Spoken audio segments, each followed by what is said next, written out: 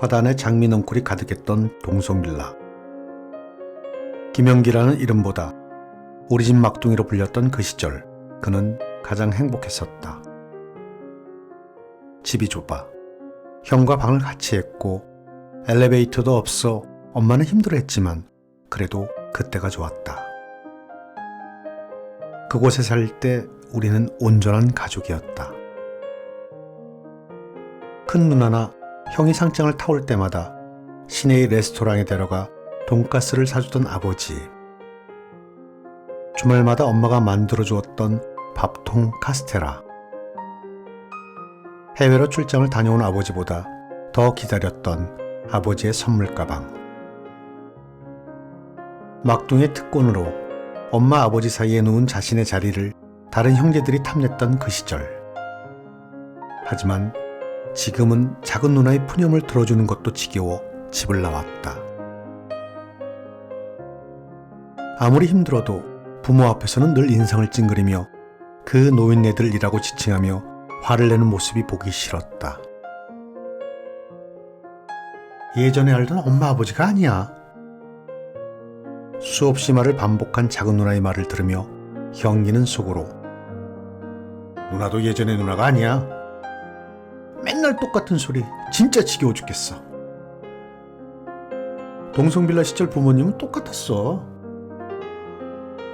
달라진 건 그때 우리가 그걸 지겨워하지 않았지만 이젠 지겨워한다는 거지.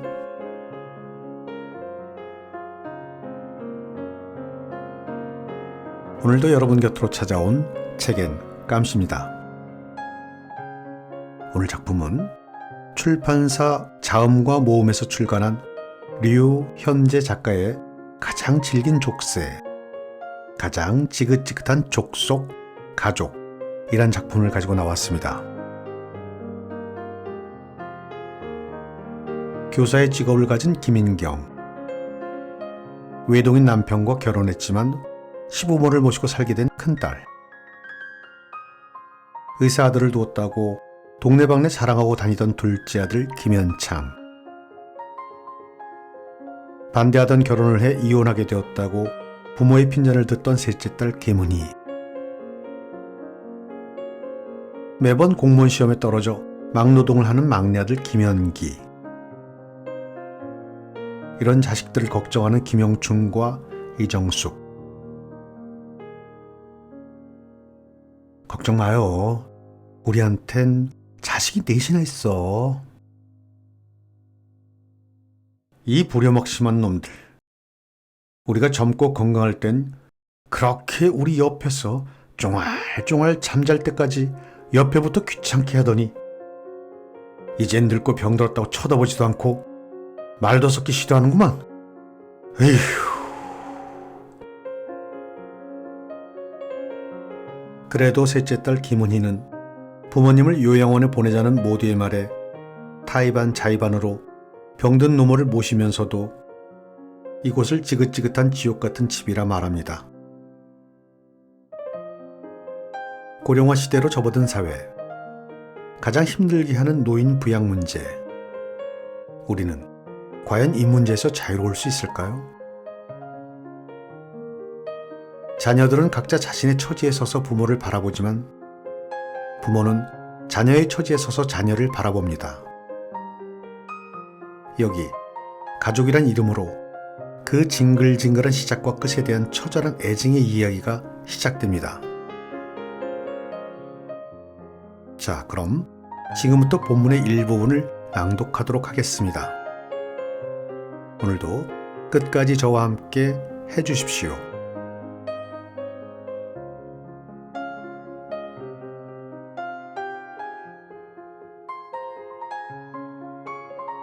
일곱 번째다. 119 구급대원들은 처음과 다를 바 없이 신속하고 조심스러운 태도로 엄마를 이송침대에 태워 구급차로 옮겼지만 김은희는 그들의 얼굴을 보기가 민망했다. 경련이 일어나기 시작한 것은 언제부터죠? 엄마의 보호자 자격으로 구급차에 탄 김은희를 향해 구급대원이 물었다. 1시간 전쯤이에요? 산책 가시고 싶다고 해서 같이 공원을 도는데 갑자기 손을 부르르 떨기 시작하더니 온몸이 마비돼 걷지를 못하셨어요. 작년 12월에도 같은 증상이 기록돼 있는데요. 맞을까요? 그때는 아마 독감 합병증으로... 그 말을 하며 김은희는 이번에도 감기일지 모른다고 생각했다. 요 며칠 날씨가 꽤 쌀쌀해서 나가지 말자고 했는데도 기어코 고집을 부려 또 이렇게 된 거라고. 전에 갔던 병원으로 모실까요? 구급대원이 말하는 병원은 김은희의 오빠인 김현창이 있는 대학병원이었다. 아니요, 그냥 가까운 곳으로 가주세요. 구급차가 오기 전 김은희가 전화했을 때 김현창은 대수롭지 않는 일이라는 듯 119를 불러서 가까운 응급실로 가보라고 말했다. 병원에 도착하자마자 김은희는 아버지에게 전화를 걸어 소식을 전했다. 전화를 끊은 후 언니나 동생에게도 이 소식을 알려야 하나 말아야 하나 갈등했다. 처음, 그리고 두 번째, 세 번째까지는 모두가 놀라서 허둥지둥 병원으로 달려왔지만 지난번 이번 때는 응급실에서 한나절을 보내고 일반실로 옮기고서야 두 사람은 모습을 보였다. 그리고 그새 상태가 좋아진 엄마를 보고는 괜찮은데 뭘 그렇게 호들갑을 떨고 119까지 불렀냐는 듯, 너 때문에 괜히 피곤하다는 듯 얼굴을 찌푸렸다. 집에서는 혀까지 굳어서 난리도 아니었어. 숨도 제대로 못 쉬어서 큰일 날 것 같았다니까. 변명하듯 말을 늘어놓으며 김은희는 기분이 언짢았다. 왜 매번 자신이 죄 지은 것처럼 이렇게 변명을 해야 하나? 이런 구차한 말을 할 필요가 없게 차라리 엄마의 상태가 더 나빠졌더라면 좋았을 거란 생각이 들었다. 차라리. 엄마를 보살피면서 김은희가 속으로 수백 번, 수천 번 떠올렸던 단어였다. 뇌경색으로 오른편이 마비된 후로 혼자 밥도 못 먹고 화장실도 가지 못하게 된 엄마는 작년부터 상태가 더 안 좋아져 이제는 짧은 말도 제대로 발음하지 못했다. 면역력도 약해져 걸핏하면 합병증이 오고 인지 능력도 의심스러운 상태였다. 똑부러지게 야무져 병이 나기 전까지 세상 제일 똑순이라는 말을 듣고 살았던 엄마를 생각하면 하루라도 빨리 이런 비참한 말로 끝나는 것이 엄마를 위해서도 좋을 것이라고 김은희는 생각했다. 아니, 핑계라는 걸 그녀는 잘 알고 있었다. 엄마를 위해서가 아니라 자신을 위해 김은희는 한없이 반복된 이 지옥 같은 생활이 끝나기를 바랐다. 산책 도중 갑자기 몸이 마비돼 벤치에 누워버린 엄마를 보면서 처음 든 생각도 그것이었다.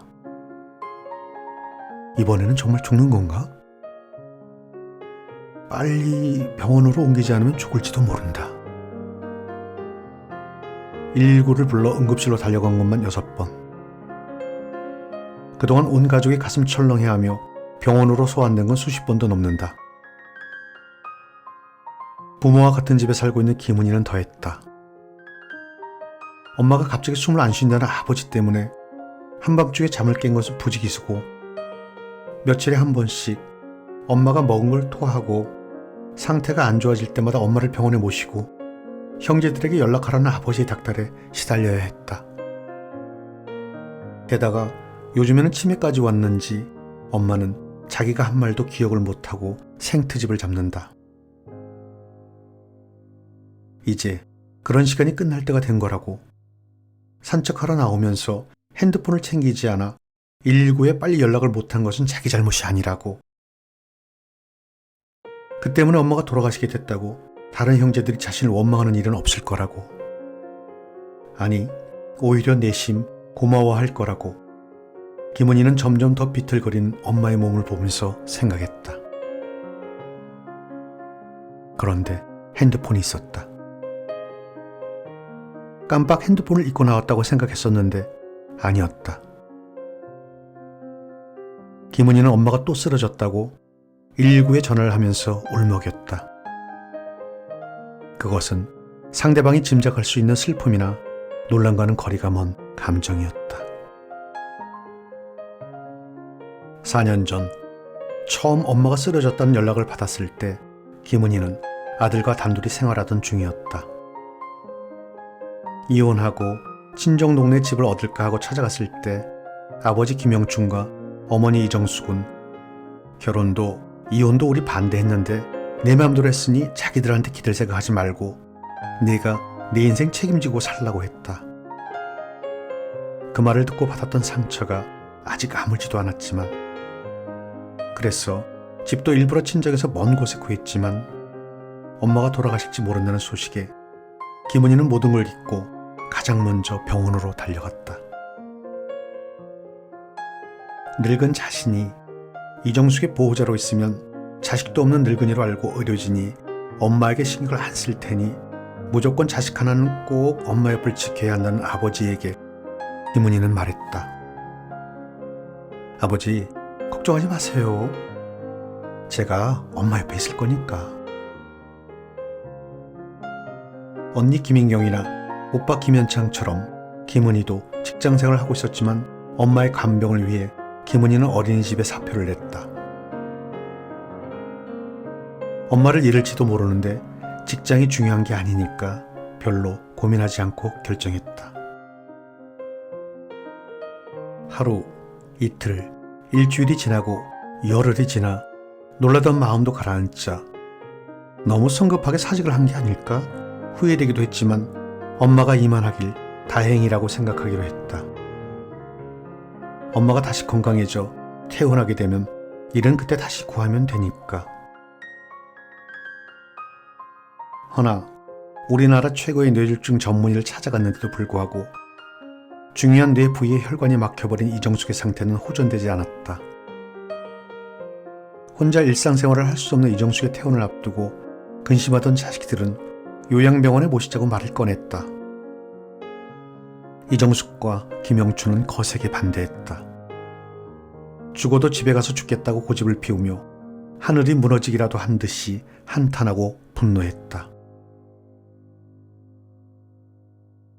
답답해서 우리 엄마 그런데 못 있어. 혼자 남은 아버지도 외로우실 테고 난 엄마 요양병원에 모시는 거 반대야. 넌 너무 감정적이고 단순해서 문제야. 김인경이 차갑게 말했다. 언니가 생각하는 것만큼 자신이 그렇게 단순하지는 않다고 생각했지만 언니처럼 깐깐하게 따지고 토를 달지는 않았다. 엄마 아버지가 요양병원은 싫다 하시잖아. 그런데 어떻게 억지로 보내? 다른 사람들은 다 좋아서 들어가니? 현실적인 문제가 있으니까 그런 거 아니야? 오빠인 김현창이 답답하다는 듯 김은희를 쏘아보았다. 우선 집으로 모셔보고 혹시 좋아지실 수도 있잖아. 난 어쩌라고. 아침에 도서관 갔다가 밤에나 들어오는데 나한테 취업 포기하고 엄마를 돌보라고? 아직 부모님과 살고 있는 막내 김영기가 원망스러운 말투로 목소리를 높였다. 정 안 되면 사람이라도 쓰면 되잖아. 김인경, 김현창, 김현기가 동시에 한숨을 내쉬었다. 자식들의 이야기에 귀를 기울이고 있던 김영춘이 다시 목에 핏대를 세웠다. 생판 모르는 남한테 내 엄마를 맡기란 말이냐? 내가 화장실 따라가는 것도 질색하는 내 엄마가 그런 사람들한테 자기 맨 몸뚱아리를 드러낼 수 있을 것 같아? 자식들이 지 엄마를 몰라도 그렇게 몰라? 부모의 완강한 의지를 꺾을 수 없다고 생각한 김현창은 설득의 대상을 김은희로 바꿨다. 혼자 정우 데리고 밖에서 고생하는 것보다 은희 내가 부모님과 같이 사는 게 좋지 않겠니? 장남이지만 본인은 부모님을 모실 수 없다는 뜻이겠지. 당연하지. 정우를 위해서도 그게 훨씬 좋아.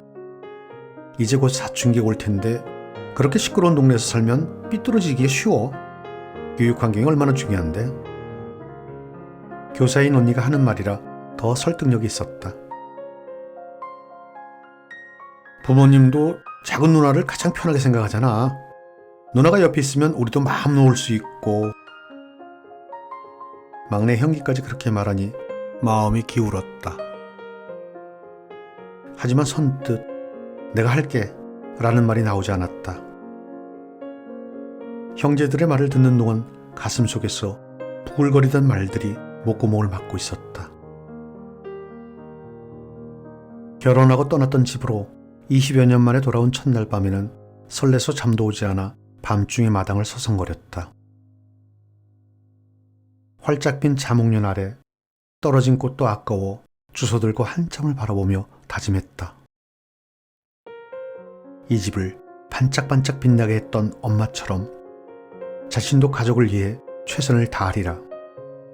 부모님께 효도해 그들의 말년을 행복하게 만들어주리라. 다음 날부터 김은희는 부모님과 동생, 아들을 위해 새벽부터 일어나 부산을 떨었다. 마치 어린 시절 매일 아침을 준비해놓고 가족을 깨우던 엄마가 된 기분이었다. 숟가락질을 제대로 못하는 엄마의 밥 시중을 들며 식사를 할 때마다 코끝이 찡해지기도 했다. 잠시 잃어버렸던 가족을 되찾은 느낌. 이제 헤어진 가족을 다시 만나 같이 살 수 있게 된 듯한 충만함 속에서 김은희는 이곳에 오기를 잘했다고 스스로를 칭찬했었다. 몇 전 오후에 엄마를 부축하며 아버지와 함께 집 뒤편 오솔길을 산책할 때 느꼈던 감동은 또 어찌 잊으랴. 그런데 어쩌다가 이렇게 됐을까? 언제부터 존경하는 부모님이 이 지긋지긋한 그 노인네들로 바뀌었을까? 땅에 떨어진 자목련 꽃을 보면서 애틋함보다 추하다는 생각이 들었을 때부터 추하다.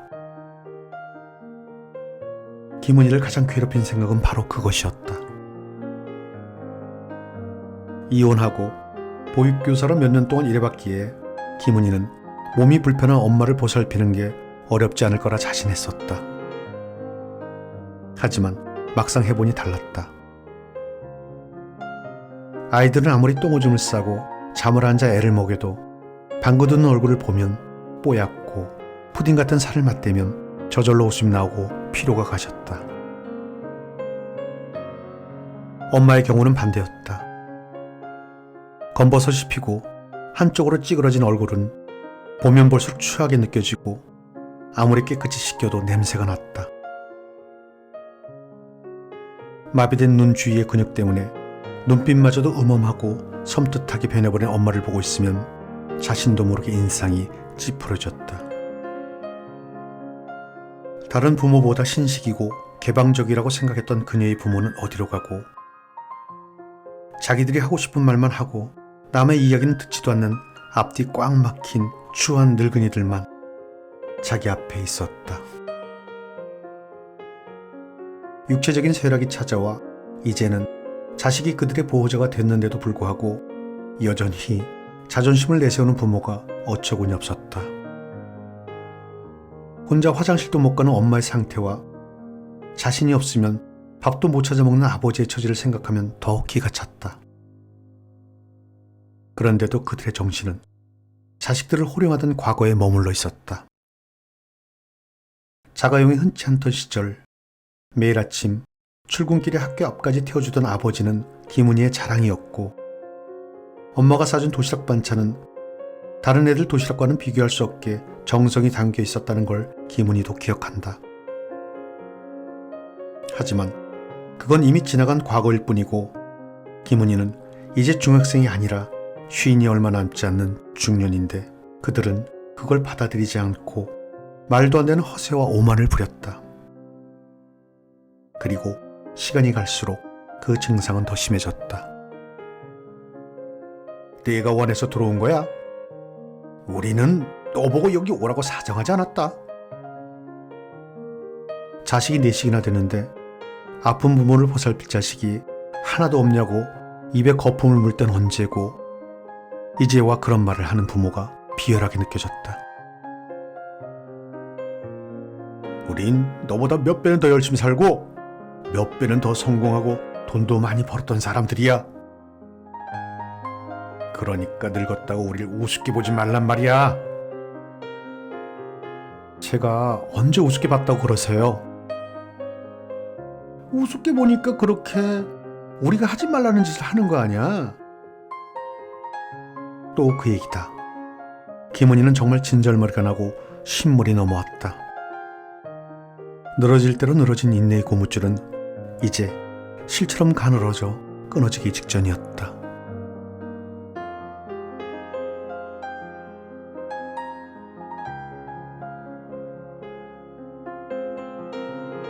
오늘 낭독은 여기까지 하겠습니다. 오늘도 끝까지 저와 함께 해주셔서 감사합니다.